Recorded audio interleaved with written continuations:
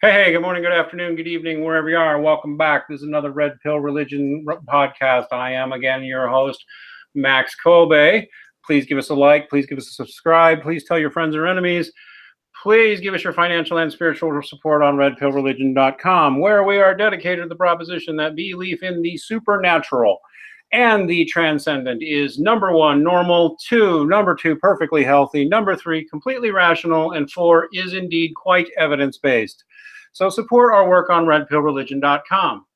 Now, I'm pleased to have as our guest tonight Dr. Steve Turley, who we've had on before. Say hi, Dr. Turley.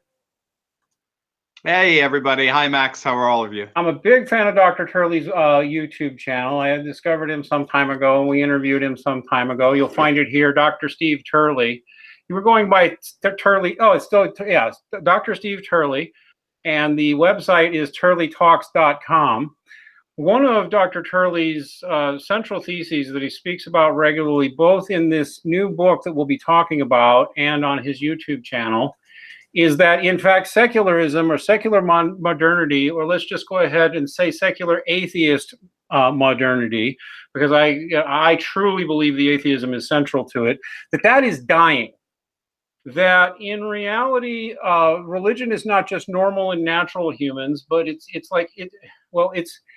normal human behavior, it's normal human psychology. So even if you believe there is nothing spiritual, and we could have another conversation about that, even if I would say to the average non-believer, even if you believe there is nothing supernatural and spiritual, it's clear that we evolved from the primordial ooze, to use the evolutionary biology term, to be spiritual.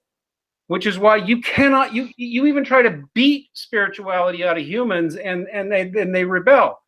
And you try and program it out of the kids, and it doesn't even stick with most of the kids. Sooner or later, they start to think, is there something supernatural?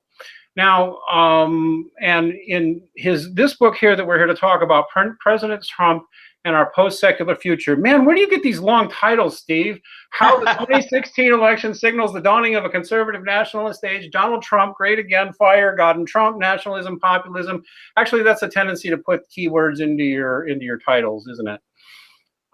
You got it. I'm just trying to be savvy with my marketing there. I'm seeing that as a new trend in a lot of books. Now, this book you actually had out a few months ago, I believe, but we're here to talk about it again. I've been reading it. I will give as a preface that people should know, if you're looking for this book to be another Make America Great Again and how awesome Donald Trump is in all ways, then you're going to want to find another book. This book is a little more cerebral and is a little more, at least from what I can see, because I confess, as a bad interviewer, I haven't finished it yet. But that's okay. I cheat and watch his videos, and that's almost as good. There are forces much bigger. I've always thought this, but that's one of the theses of the book, right? That there are forces way bigger than Donald Trump that make Donald Trump a thing, right? Absolutely. I'm trying to answer two questions in this book. One is, what is post-secularism, and why is the world moving into post-secular world? So that's kind of like a large post-secular study. They're a small group of scholars, are not that big. They're asking some important questions. But then the second answer, significance of the 2016 election. To what extent is the result of that election, as well as I would just say the whole process of the election, reflective of processes that are much, much larger than any one person? So those two questions kind of come together. Thesis that I put forward in the book, that Donald Trump and his candidacy, indeed his presidency, is reflective of larger national, economic, populist, traditionalist that are in fact undermining of a secular society and bringing in the dawning of a post-secular society. So I'm trying to answer a bunch of scholars on one side. It's an invisible conversation there, and also trying to really pin down what's the takeaway from Trump's election. We could go back and forth in terms of his.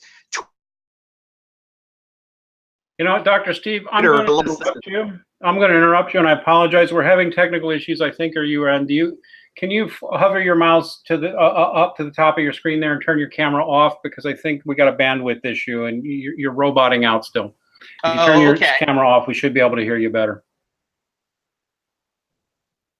All right. Let's see. How is that? Are you hearing me? You seem to be better. So go ahead. I'm sorry. What were you saying? Sure, no problem. So what I don't know how much you got from that, but the basic notion that I'm trying to answer is that that Trump is part of a larger national and traditional blowback against the anti-cultural processes and its secular aristocracy, and that these populist and traditionalist trends are in fact fundamental tenets, and thereby forging a that in a nutshell is the thesis of the book. All right, so let's have a look at the book itself. Here it is on Amazon. By the way, it's free on Kindle Unlimited, and $8 for the paperback. I have it in my Kindle Cloud Reader here. Let me kind of repeat what I think I just heard Dr. Turley say here before we dive into the book. That basically what we might call secular modernity. I usually identify it most closely with cultural Marxism myself. I think we're actually entering an era where you can say the word cultural Marxist out loud and people don't call you a tinfoil hat conspiracy theorist anymore. Because it's clear that's what it is, and it's cultural Marxist, which is and the secular elites. Did you notice how they stole the word secular from us? I think we talked about that in the previous conversation. Secular used to be how religious people went out in public and found a way to get along and stuff like that. But secular has come to mean default atheist. It's come to mean politically correct. It's come to be almost a straitjacket life philosophy and lifestyle. That what I would identify is that basically upper middle class rich people in isolated bubbles will, in places like Google and Facebook and Microsoft and Hollywood, can sustain this super politically correct, I'm okay, you're okay, the worst thing you can do is judge someone mentality that's central to like what we call this SJW phenomenon, or the cultural Marxist phenomenon, or the globalist secularist phenomenon. We're really talking about pretty much the same thing there, aren't we? With those terms. Oh, absolutely. Actually, I devoted a chapter on that, and where I got the title from. It's chapter 5, President Trump and America's Post-Secular Future, where I talk about how multiculturalism and political correctness, the ethical structures of secularism. And the good news is I trace a bit of how they're breaking up, of how they're falling apart. They're falling apart both outwardly. Multiculturalism is breaking up into tribalism, with the Black Lives Matter movement, for example, or La Raza, the radical Latino movement, where now racial and cultural allegiances are absolute. No longer proponents of any kind of tolerism that or tolerance that would have been secular society. Going back to John Locke's work on tolerance, that he saw as the basis for a secular society. Well, that's gone.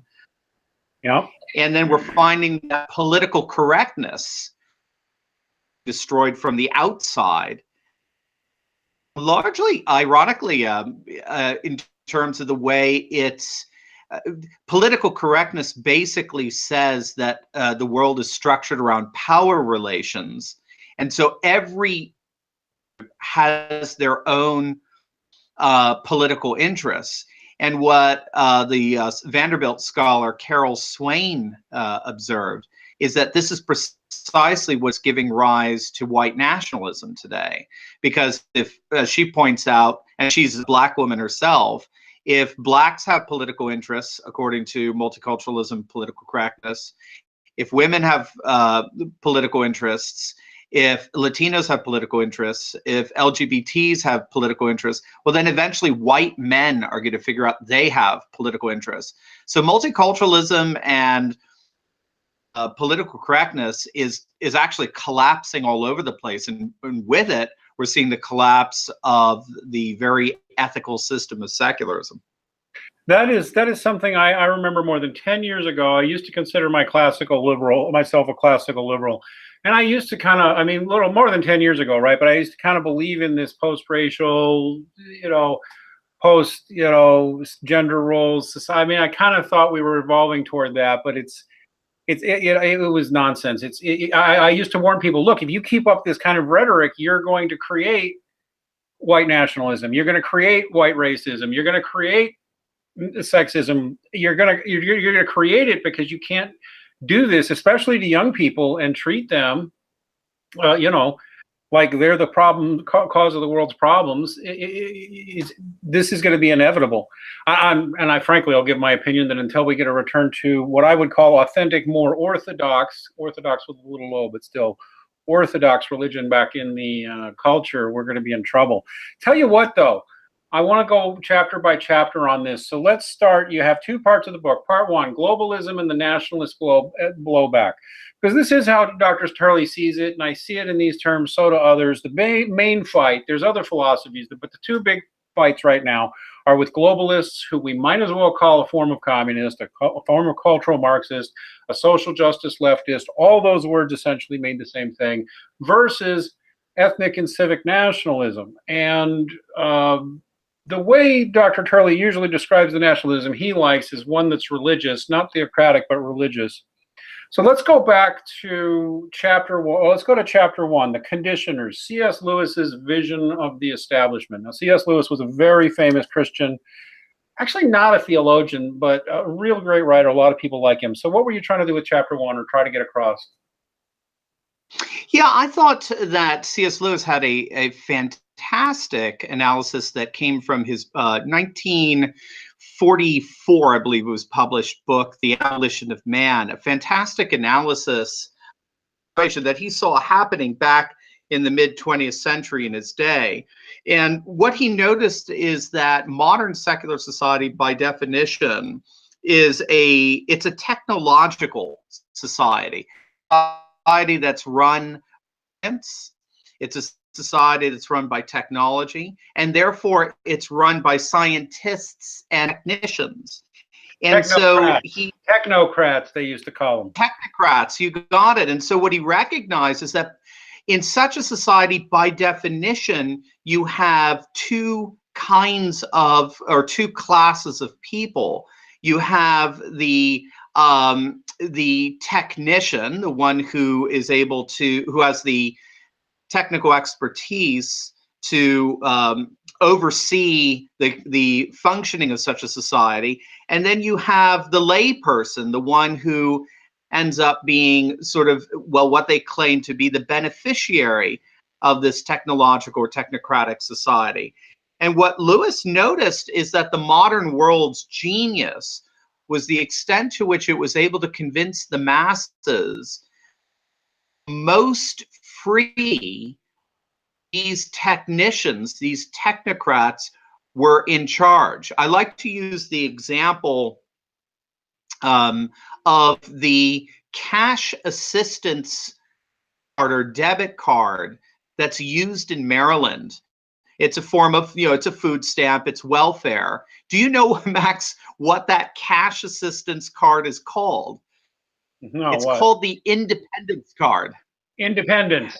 The Independence card. That's exactly right. I mean, to talk about, double speak, 1984. So, wait a minute. So let's make sure everybody got that. Your Independence card is free money.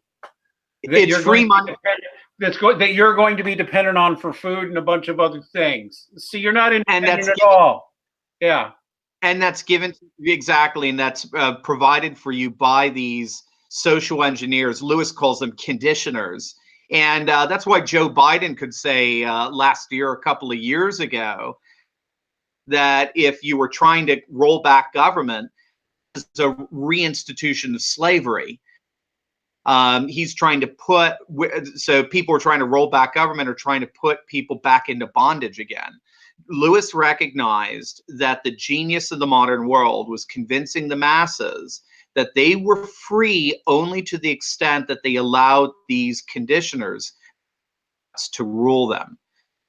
That's the fascinating thing. So I kind of start that when you look at 2016, it was an election against the establishment, whether it was Bernie Sanders on the left or Donald Trump on the right. It was an election again. As a matter of fact, in many ways, Hillary Clinton was pinned as the paragon of the establishment. So I really ask, what is this establishment that we're everyone's, backlashing against? And I think Lewis really pegged it. It is a class of elites that their ruling, their technocratic over our lives is necessary for our highest happiness.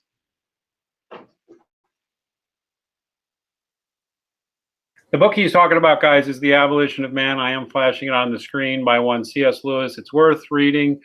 It's kind of dense reading, but and you almost have to be religious already before you'll get it, to be honest with you. I remember reading parts of it as an atheist and not even trying to understand what he was about. Or not even understanding what he was about, not getting what he was trying to do is what I mean. And it is interesting. I'll have to have a talk sometime about what it's like to read things as an atheist and then to read them again as a religious person. It's quite amusing, but because it's often night and day, the same words. But yeah, that is a great book, and I think you're right. More and more people are seeing. Let's call the technocratic elite, who are a lot of government officials, a lot of news people, a lot of teachers. These days, I mean, it used to just be you'd meet these people in universities. And they were some of the teachers. Now they're most of the teachers at a lot of universities, and it's dribbled down into K through 12. Absolutely, yeah.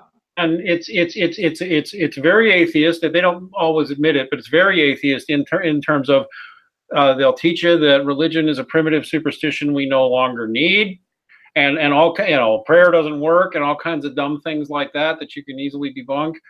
And yeah, they're usually. What would I say about them? You look at these folks, and I kind of used to be one, but they believe they don't believe in God. They believe in the bright, shining future of the world that they're going to usher in because they're the smart ones who know how to do it, and no one else is enlightened like they are. That's right. And I've met these people. I've talked to these people, and it is almost like talking to people in a weird religious cult, to be honest with you. So in this chapter, you're trying to more or less describe that, and I think probably note how C.S. Lewis was almost prophetic about it, huh?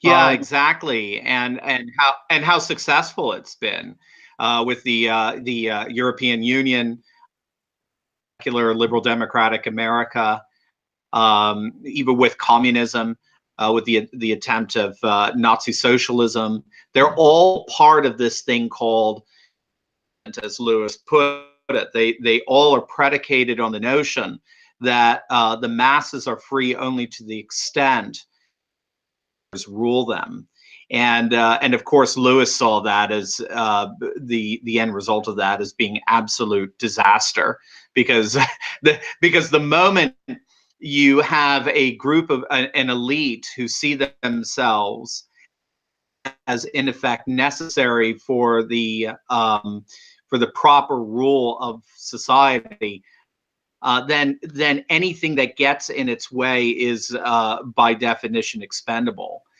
Societies, yeah. I was going to say, I don't want to get too deep into this, but it is actually remarkable.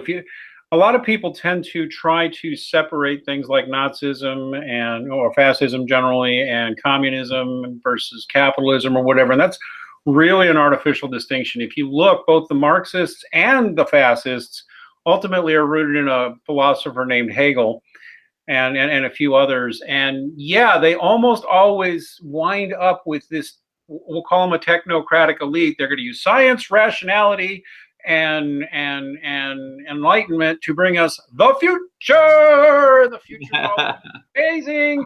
and they dedicate their lives to it. And frequently, well, they leave a lot of people in the dirt in their wake, and some of them get really rich, but nobody's ever very happy with them. And we've seen that happen a bunch of times. And that probably leads us to chapter 2, the fall of globalism, the worldwide nationalist blowback. And I think there's no doubting that nationalism is the champion of fighting the globalists right now, because, you know, the globalist left, whatever you call them, I just think they're modern communists. I really do. I didn't used to, but I do now.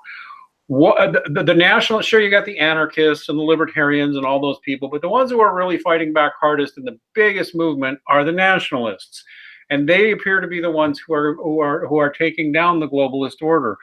What happened, Steve? How did this thing happen? Well, I thought it was all over. I thought that all was dead. Patriotism was dead. Baseball, hot dogs, apple pie, and Chevrolet were all just dead. And it appears not to be that way, huh? That's right. And for a little while, it looked like that. You know, you had Francis Fukuyama coming out and in the early 1990s declaring the end of history. Right, the liberal democracy won. Communism and fascism died. Capitalist-based liberal democracy is won. It's the ultimate economic system, the ultimate cultural system for all people for all time. We're going to judge nations based on that one-size-fits-all model. The problem that I point out in that chapter is, as scholars have pointed out, is that globalism has several contradictions, and it has several how should we put it? Achilles heels within it, if I could talk about several Achilles heels. But there is inherent futility in globalism. One, pointing out, is that what globalism in effect does is it negates borders. And it negates borders in at least two ways. First, through the transnational flow of goods we can access via the internet and the like. Other way, through this mass immigration, both legal and illegal, that so much of the world is experiencing right now. And globalism has no problem with that, because mass immigration tends to mean cheap labor. Or if you're a Democrat, it also means votes. But then secondly, they also have globalism, local economy and industry, because globalism replaces your local economy with a global division of labor. Manufacturing and industry kind of flows to the so-called global south, and capital and finance flows up into the global north around the big cities of LA, Chicago, New York. And thirdly, globalism negates culture, largely by the combination of the first two. It negates culture because of the mass influx who are coming into your culture. Remember, back in medieval Europe, you could certainly go from the Middle East into Europe, but it was expected that you would get baptized and become a Christian and live in Europe. Spain tried this real radical mix, and of course it ended up falling apart 16th, 17th centuries. And so these mass immigrations coming in, totally irrespective on the one hand, and then you have this crazy narcissistic consumerism being fostered, and its corporatists on the other. And those three dynamics, the negation of border, the negation of economy, and the negation of culture, scholars have seen has just unleashed a massive blowback, finding that populations by the tens of millions don't want to have anything to do with this. And so in the face of the threats of their border and their economy and their culture, they are absolutely reasserting identity markers: nation, culture, tradition, land, custom, and the like, against these anti-cultural processes of globalization and its secular aristocracy. One of the books that Dr. Steve mentioned, in case I want to mention it because this is an interesting book, and it's also one of my favorite jokes I tell people all the time. The book was interesting. It came out in the late 90s. It was influential in the early 2000s. I believe some of it too. Look, communism's dead. Monarchy's dead. All the other systems are dead. It's clear that liberal Western capitalist, what we call capitalist, I don't think it's real capitalism, but whatever. Liberal, secular, democratic, and corporate capitalist was the future. It's the only thing that works. And because global, secularist, liberal, progressive, corporatist, capitalist, since that was clearly superior, basically history was over, and we're going to see the end of war. We're going to see the end of famine. We're going to see the end of racial and religious strife, and history is basically going to end. Basically, there's no more history, which leads to one of my favorite jokes. Hey, remember in the 90s when Francis Fukuyama let us know history was over? That was some good times. Obviously, history has continued, and history's not going to stop. Stuff happens, and there is no system you're going to design that everybody wants. And when you try, it becomes a straitjacket. And let's talk a little bit more about that. It's falling, and it is because people are unhappy. I'm not, I get accused of it all the time, but whatever. I'm not a huge Trump guy. I'm not a MAGA guy. Make America Great. I mean, I'm not against it either. I'm not in the fold. But it's very clear to me, and I see it especially among younger millennials and Generation Z, because they were raised in an environment where basically we're going to give you the physical education in school. We're going to give you the intelligent education in school. We're going to give you a skill set. If you're having mental problems, we're going to get you to a psychologist or get you some drugs. If you're feeling unfulfilled, we're going to get you more hobbies, and that'll be your life, and you'll fix it with a pill or a hobby or some music or some games or whatever, because you don't need anything spiritual, and who cares about those musty old traditions? So the old, and we have it all better because we're smart. We know here we have neurology and psychology. We'll fix it all for you. We have chemistry. We'll fix it all for you. And it doesn't work. And I'm seeing it especially among even some of the popular YouTubers like Lauren Southern and Faith Goldie and the Millennial Girl and a few of those. These are young people in their 20s, women and men, who are going, I don't want that life. I want my culture. I'm looking into my family tree just because I want to know where I came from. I wish more of them would start looking at religion and serious religion too, not just read the Bible and do your thing, but the religious institutions that built this society. Yeah. A lot of young people are craving that. The Gen Zs especially, man, they're coming up conservative. Have you noticed? I speak to 19-year-olds now who sound like Pat Buchanan, and it startles me. Yeah, that's right. That's right. Okay, well, call me Mr. Brexit, the candidacy of Donald Trump. And I'm not even going to go into why, but I had a lot of reasons to think Trump would win. I thought he's going to win because he's the greatest guy ever. It's just, I was certain he was going to win. It was still weird watching the election. So what were you trying to do with Chapter 3? Call me Mr. Brexit, the candidacy of Donald Trump.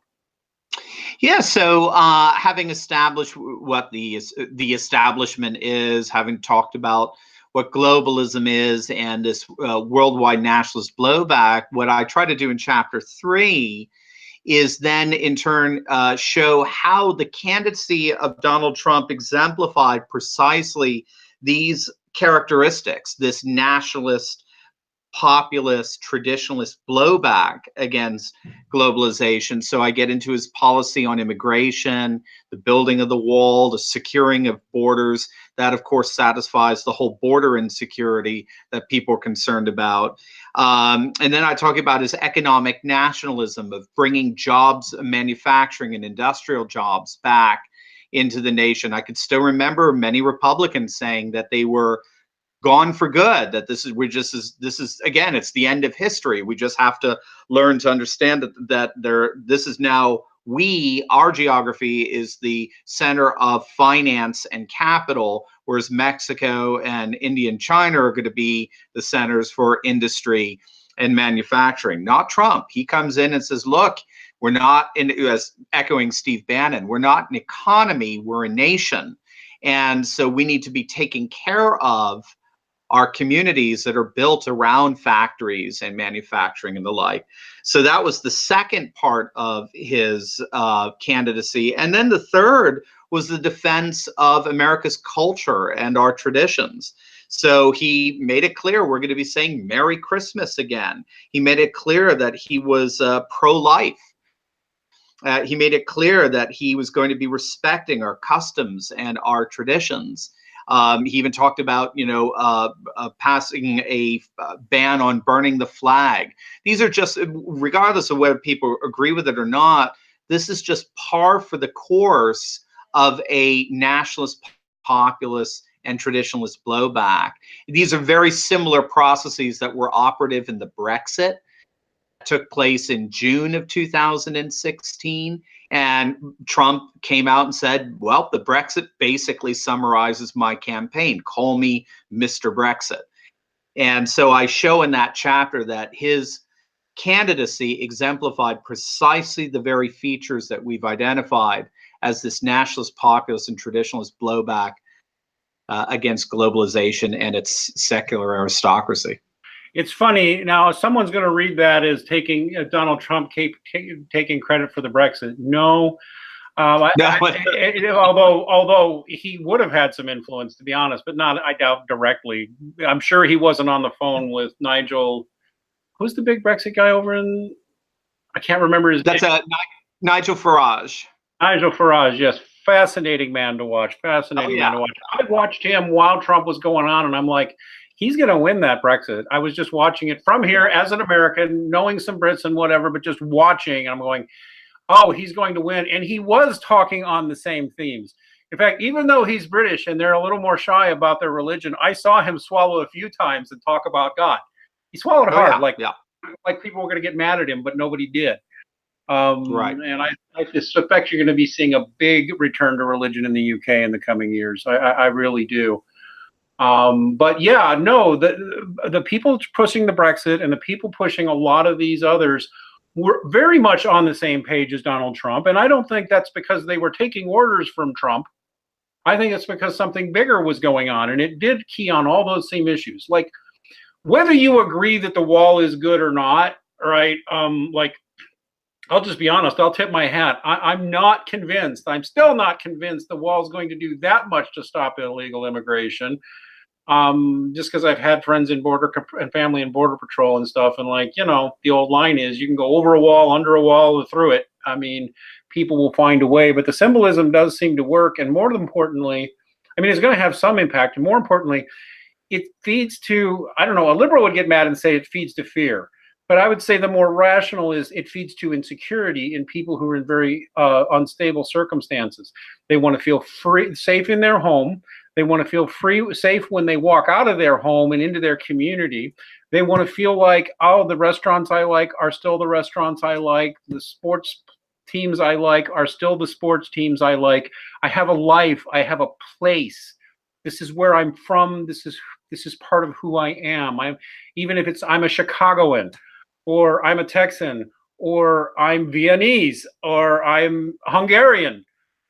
People want that. And it's like, they don't want you to take it from them. And they'll fight you taking it for them. Even their children will fight you taking from them. And they don't know what they're fighting for, but they want it back anyway. Right. Right? That's absolutely right. Yeah, absolutely right. Yeah, culture is intrinsic to what it means to be human. Christ, the Son, was incarnate into a Jewish culture. He is the Messiah, the Christos. And he calls now all cultures to be transfigured in light of his redemption. But the idea that we can transcend culture, I'd just like to know, what language are you telling me that in, right? I mean, right. The culture, who gets to pick that? And who gets to pick what? Right, yeah. Right. Right. Yeah, culture is inescapable to what it means to be human. We are embodied beings, and therefore we're cultural beings. And so, yeah, absolutely. And I think the new nationalism, which is actually, so this is the next book that's on my dock here, which I'm sure, Max, you and I will talk about, is that's one of the themes that's running through that book. What makes this nationalism different than, say, 20th century nationalism? Because I think they are quite different. And one of them is that this is a reaction to the stripping away of culture by secular, corporatist, globalist processes. And so I remember it wasn't Barack Obama who complained about the people in, shall we say, Pennsatucky, who bitterly clung to their guns and their religion, rather than just simply accept the fact that globalization and secularization are inevitable. Sorry, as Charlton Heston would say, out of my cold dead hand. No, people, when they feel that their culture is under attack, they inevitably end up embracing and reasserting those very identity markers of culture and religion and tradition as mechanisms of resistance against that. Well, one of the ways I very much see it is that I think, again, these terminologies shift, but I think what they call ethnic nationalism, or what you might call, some call it hyper-nationalism, but you know what I'll call it? I'll call it technocrat nationalism. And that's where your fascists are. They kind of are atheist secularists. They just think they've got a better idea than the communists. But then there's civic nationalism and there's a religious nationalism. Let's see what we see about those terms. But let's go to chapter 4, President Trump and the Global Religious Right. And this actually fascinates me because I have not been as plugged into how global the so-called religious right is. So tell us about President Trump and the global religious right. Yeah, I wrote that chapter in response to a lot of criticism against the religious right. If you go back in 2016, you'll find obituaries written over and over and over again that the religious right had just killed themselves in endorsing President Trump, and they couldn't be farther from the truth. The religious right were more of a factor in this election, I think, than they've been in any previous election, with over 80% of evangelicals, 60% of Catholics voting for Donald Trump. And there's a reason for that. People have a hard time saying, how can you, as a Christian, defend this fellow with all of his indiscretions and the like? Well, the answer isn't hard. And again, it's this blowback against globalization. What we found since the 1990s is that the religious right isn't this little domestic movement made up of, say, Pat Robertson, Jerry Falwell, or James Dobson. It's actually a global movement that we're seeing with the Patriarch of Russia. We're seeing with archbishops in Poland and Hungary. That we're seeing even with something called the advent of something called the Baptist Burqa in the United Nations, where you have, or Burqa Baptists, where you have Protestants and Christians in general, Protestants, Orthodox, Catholics, teaming up with Muslim nations to block these radical feminist, major pro-abortion kind of bills and measures that are trying to be passed in the United Nations. So this has been going on since the 1990s, and what you found is that this global religious right has identified three major enemies of globalization, and the three major enemy, or the three targets of globalization would be nation. Globalization wants to get rid of any kind of national sovereignty. Church, they're thoroughly hostile towards Christianity. And family, they're thoroughly pro family planning, contraception, abortion, third gender, and the like. And so nation, church, and family is this threefold theme, this trinity of concerns that have been going on since the 1990s within the global religious right. Well, only one candidate was talking about the protection of nation and touting nationalism. The protection of the church, we've got to protect Christians, was a constant refrain in his speeches. And picking Mike Pence and the promise of pro-life Supreme Court justices And that, of course, was Donald Trump. He satisfied that threefold criteria. That's precisely why the global religious right were behind him. You know, Trump's not that overtly religious man, although as I watch him, he seems to be getting more religious the longer he's in office. I think people just don't understand Christians. Christians don't expect their candidates to be perfect. Christians are just like everybody else. They want their issues pushed forward. Right. We got some comments here. Oh, okay. From Existential Transhumanist has a comment. And how do we know, just looking at that name, that that is an atheist, secularist, modernist who's convinced, you know, us religious primitives are bad? Because he's calling himself an existential transhumanist, and he says we need Islam to be the state religion of America. Secularism is overrated. Mr. Transhumanism, secularism was given to you by Christians, and atheists are taking it away. We're not interested in your atheist rule anymore. I'm definitely not interested in being ruled by transhumanists. In fact, I would rather be ruled by Muslims than people who think like you. Secular transhumanism is evil. And I don't want anything to do with people with your ideology. Now, the question for guys like you is, do you want to be accepted in our Christian society where we way outnumber you, or do you want to just keep being a technocrat where you're going to tell us what the future is? I ask that of all secular so-called humanists who talk that way. What if we don't want your agenda? And what if we say no to it? Are we allowed, or do we have to live your way, Mr. Transhumanist? Because I don't want to. And that gets to it. Why are young people even believing this crap? Oh, we're going to have immortality, and we're going to build new bodies, and we're going to all be cyborgs, and we're all going to be plugged by our brains into the internet all the time. That's actually a religious vision of technocrats and mostly of globalists. And you should ask yourself why you believe in it and why you have so much faith in that so-called bright, secular, rationalist future. What's your evidence you're going to produce it? I mean, you want us to take it on faith, you're going to build the world better, right? What if I don't believe you? All right, I'm ranting a little bit, but I do like to involve the audience.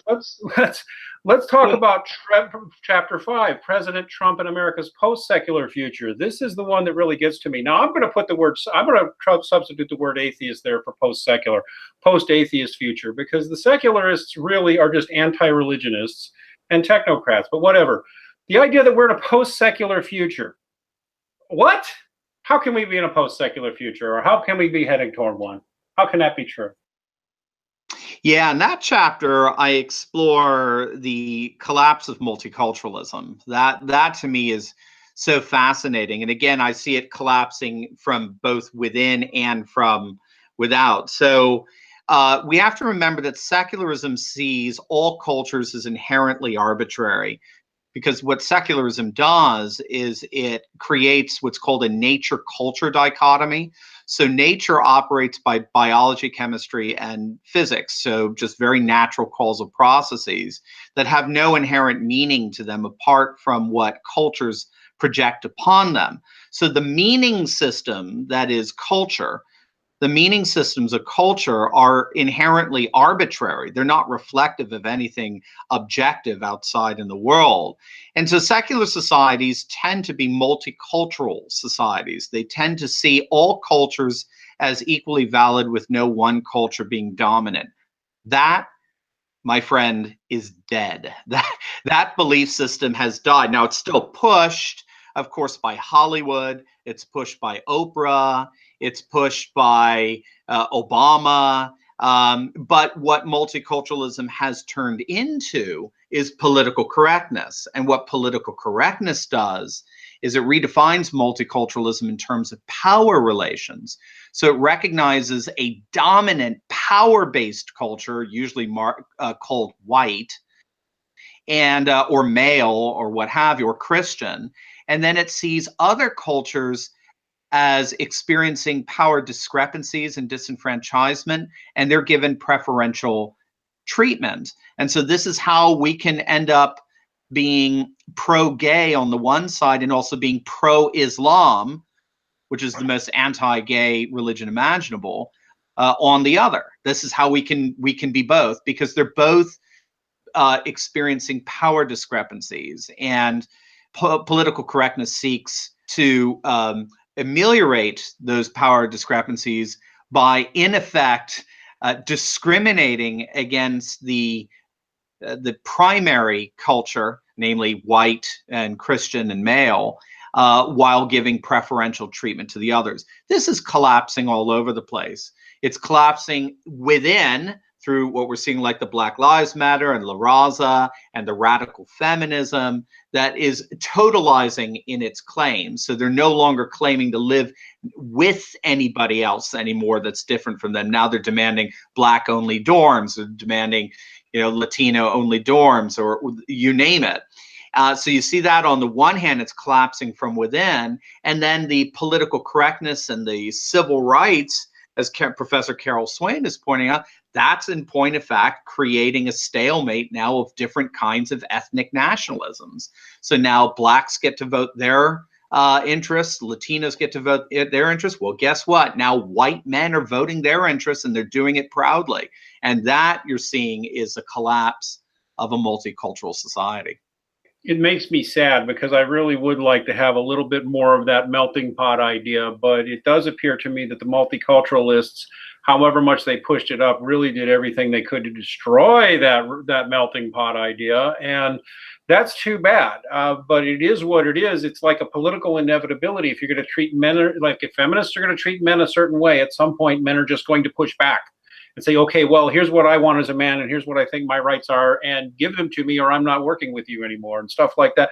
That's just going to happen. Similarly, the white kid who's, especially he's 25 years old, he's living in, let's say, you know, Cincinnati or something. I'm sorry, putting the problems of the world on his shoulder, he's going to rebel.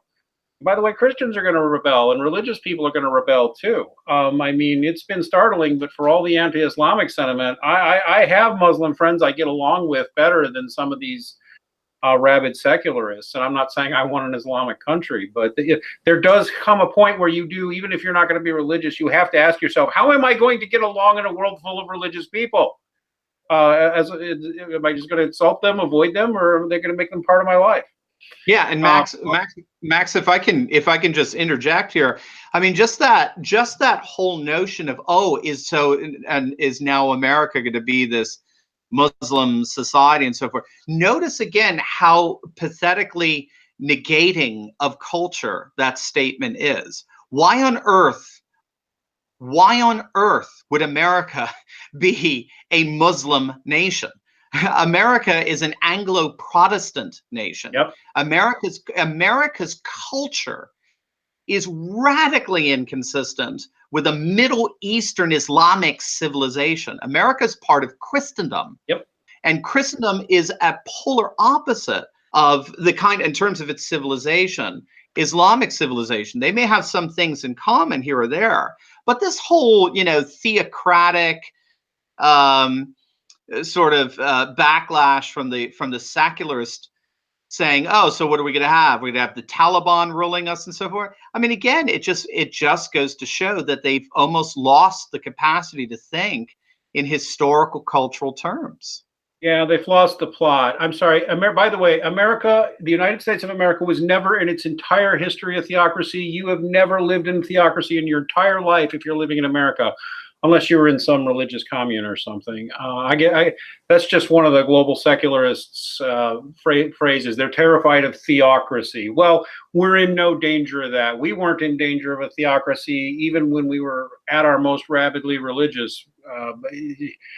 It's like the globalist secularist types will just put up these bogeymen, and the big bogeyman is religion. Like, really, religious people gave you freedom of speech, gave you the end of slavery, gave you freedom of press, gave you pluralism, gave you democratic governance. You're welcome, you're welcome, you're welcome, you're welcome, you're welcome. And by the way, the Catholic Church gave you all the science, including the Big Bang Theory.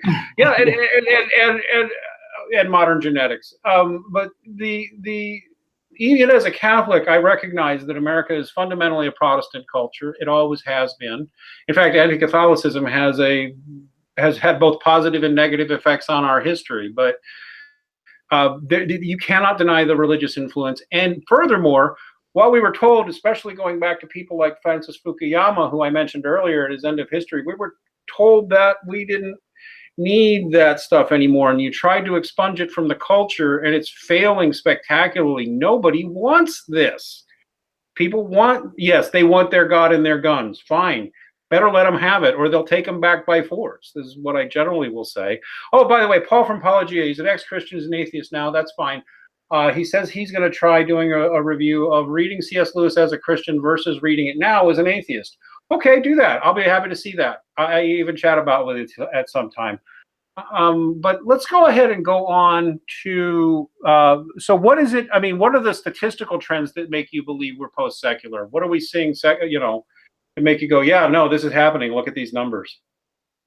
Oh, there's several. Well, like we talked about in our last conversation together, we are going through a religious renewal all over the world. The religious renewal that's going on, particularly in Russia, Eastern Europe, and Central Europe, in terms of its Christianity and its rediscovery of its Christian roots, is really in many respects unprecedented. Communism almost absolutely wiped out the church in Russia. And as you and I have chatted about it, and now it's literally on the cusp of being restored to its former czarist glory. It really is a story of death and resurrection. So to say that, for example, one of the major civilizations on the planet, Russia and Eurasia in general, to see that as a rebirth of Christian culture is extremely significant there. If you're going throughout the world outside, and I would say in the United States as well, I think we're seeing a resurgent religious right. We're seeing, I touch on this on my final chapter in Feminist Futility. We're seeing Christians, conservative Christians, on average with a 30% fertility advantage over secularists. And they're not just having more children, but they're building their own Christian schools and colleges and universities. And homeschooling like crazy. Yeah, all the parallel structures, as it were, that is more or less just the foundation for a renewed Christendom in many respects. And then when you go outside and you go to Brazil, Brazil's turning to the right. Brazil, interestingly enough, is seeing it's kind of a fascinating picture. More people are becoming Protestant, while at the same time more Catholics are going to mass than ever before. It's so Catholicism is, the faithful Catholics are strengthening their commitment, all the while, say, maybe the unfaithful have been converted and turned to Pentecostals, and now they're finding a fervency in that. So what we're finding is that's in general in Latin America. Protestantism is on the rise, while at the same time, Catholics are becoming more committed. It's a fascinating development. You have in Africa 84% regular church attendance. Again, this is utterly unprecedented. Rodney Stark writes about this. You can go into Uganda, you can go into Kenya, and you will see on any given Sunday 8 out of 10 people attending church. We're seeing Shinto, a whole new revitalized Shintoism in Japan. We're seeing revitalized Confucianism in China. We're seeing a mass, indeed actually a pretty hardcore Hindu nationalism developing in India. Christians are feeling pretty persecuted there. And ironically, more Muslims are attending mosque than ever before. We are experiencing a mass religious revival going on all over the place, and in many respects we're just getting started. Yeah, as I've said many for the science and evolution fans out there, we evolved to be spiritual. It's in our selfish genes. Get used to it. All right, so let's I don't believe in selfish gene, but whatever. Chapter 6, Trump education and the coming war on, quote unquote, war on science. What's that all about? Yeah, that was regarding Betsy DeVos, and during her Senate hearings, and atheists came out and were saying that she's basically going to push scientific education, back into the Stone Age. That she was going to be bringing her religious fundamentalism into the classroom, creationism, blah, blah, blah. And what I show there is that if multiculturalism in the previous chapter dealt with the dichotomy in secularism between nature and culture, this so-called war on science deals with the secular dichotomy of fact versus faith and science versus religion. And what I point out is with all these editorials that were really just encouraging the Senate not to vote for Betsy DeVos and enable her to pass her confirmation hearings. What I point out to them is they're arguing like it's the 1970s or 1980s. People generally don't take this fact, faith, science, religion dichotomy seriously anymore. And I show in the article that now we're at the point of 26 states out of our 50 now have some kind of state-sponsored religious education in the form of vouchers, tax credits, or what's called ESAs, or education savings accounts. California schools have Buddhist meditation in their schools today that they justify because it calms students, it helps with conflict resolution and the like. There's more prayer, there's more Bible studies, there's more Campus Crusade for Christ, there's more Fellowship of Christian Athletes in K-12 public school campuses than any time in history. The whole notion that science and religion are opposed to each other is a dead belief. It's gone. Now it has its it has its hangovers. It's still there, like some of these atheists who are writing their editorials. But I was just simply pointing out, they think that Betsy DeVos is fighting this war on science with a religious fundamentalism. They don't realize the war is already over and it's been won, and it's been won on the side of the religious. Well, and that's because religious people are very, very good at science and have no problem doing science at all. And that's one of my pet peeves, because I'm a huge science fan. I got a lot of science friends. I'm sorry, God is running the laws of probability and physics. God can't be in conflict unless it's a moral issue. And if what you're going to say is, well, we don't believe in your morals, I'm like, well, whose morals do you believe in? Like transhumanism? Once again, I say no. What do you say when I say no? Okay, so I'm getting combative again. Sorry, Dr. Steve. We're running out of time. So I am going to jam your last two together because I see something. Because chapter 7 is nationalism in the coming pro-life spring and feminist futility, why the Women's March promises a more conservative future. Feminism, for which abortion is the sacrament and the central concern. It really is, at least in the organized. It's going down, and it's going down hard. Young women can't stand feminists. Women in general can't stand feminists. And the Women's March was such a joke. Free associate for me, Mr. Dr. Turley. Yeah, you got it. You got it. Well, they are very much interrelated. One is dealing obviously with the whole issue of contraception, chapter 7, and chapter 8 is dealing with the whole notion of gender in the family, and they're both interrelated. Contraception, modern contraception, effectively amputated sexuality from procreation in the family, and once you've done that, then you've opened the door for all kinds of strange sexual behaviors. So chapter 7 and 8 basically flow into each other. With chapter 7, what I found so fascinating is some research I did. There is a clear trend between nationalist movements and pro-life movements. So populations that take their nation, their culture, their economy seriously, they tend to also, they take the future seriously. They take their generation seriously. They love the idea of children being born and passing down their traditions and their customs and their ways of life and their God to their children. And so I point out that nationalist trends, historically speaking, correspond to very significant pro-life trends. And so I think if these trends continue, which I see them doing, I see nationalism as simply another indicator of what I'm calling a pro-life spring, where pro-life sentiments are going to be becoming really the norm. And I'm actually predicting in this, and I'm using some research from Eric Kaufman, a demographer, I'm predicting it's going to be a super majority within a generation. So we're talking 80, 70, 80% of the population being thoroughly pro-life. So that's where I see us going there.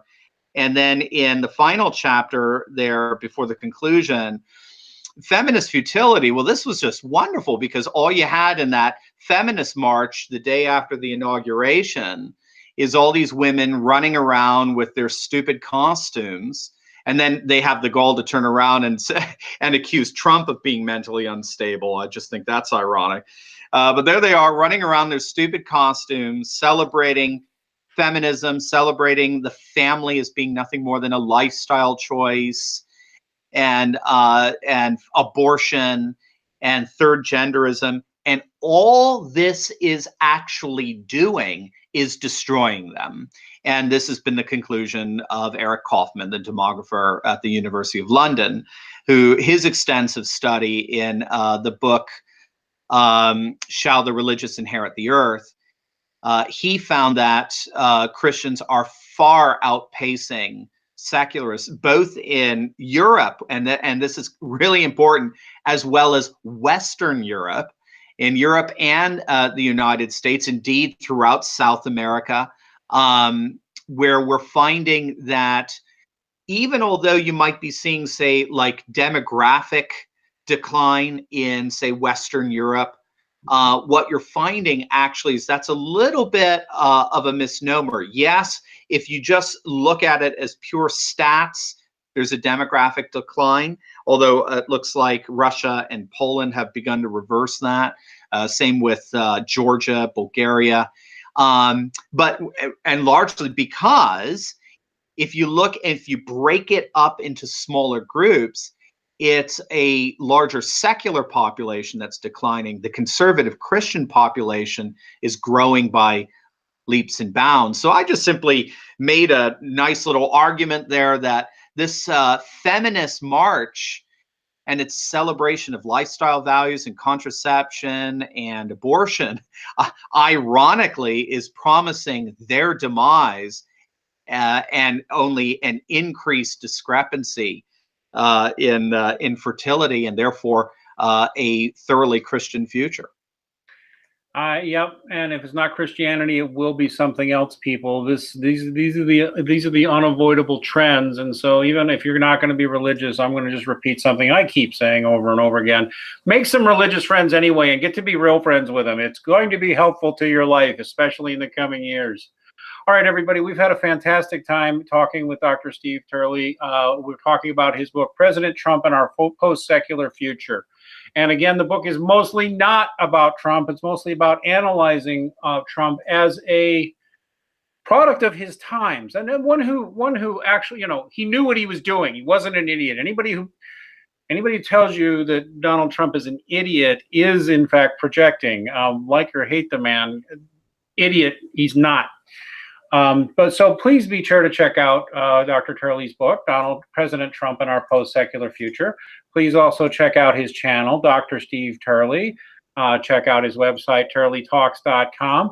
Check out his guitar work as well as his writing. He's got a little of that on his YouTube channel. And otherwise, please give us a like. Please give us a subscribe. Please tell your friends or enemies. We'll be here with science fiction writer John Wright tomorrow. We'll be two ex-atheists ranting about atheism tomorrow. That's one of our favorite things to do. And God bless everybody.